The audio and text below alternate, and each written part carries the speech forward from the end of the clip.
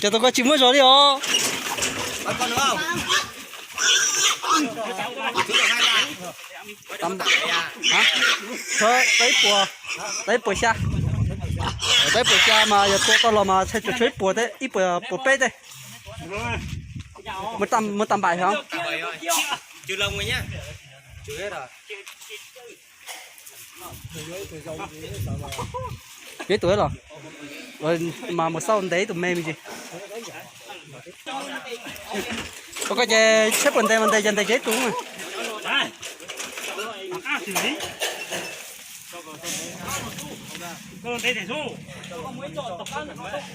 Nó thật cái này gì bạn á?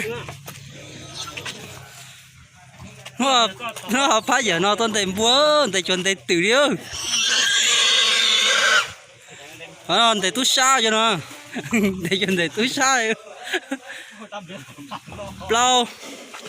Bao trầu xa tù đi, xa tù sỏi tụi vừa chỉ chào kỹ thế đó, thật chỉ tao đấy.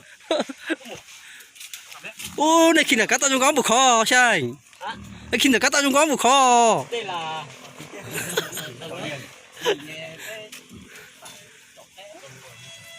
em này cho chém cái trời chỉ đi nên là kiến không đây tao trời ơi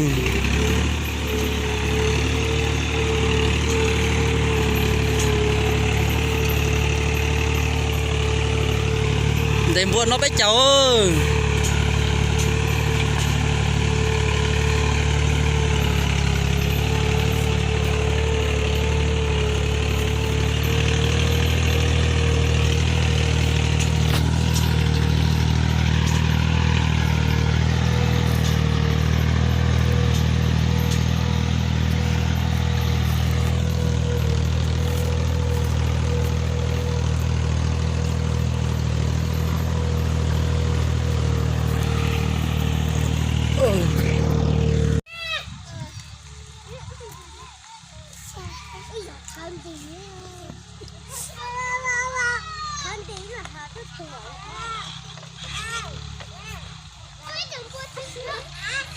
ô tụi nào có tua số dạ tụi nó tua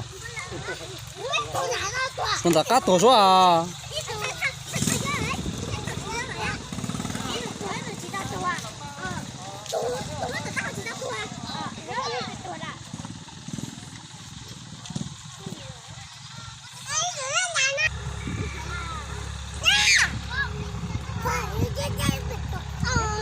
thơm bùa nó chiêu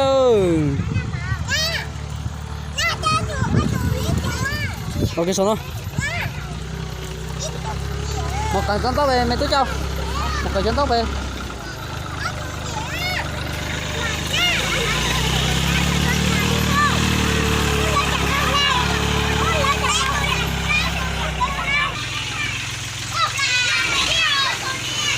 chạy nó chết rồi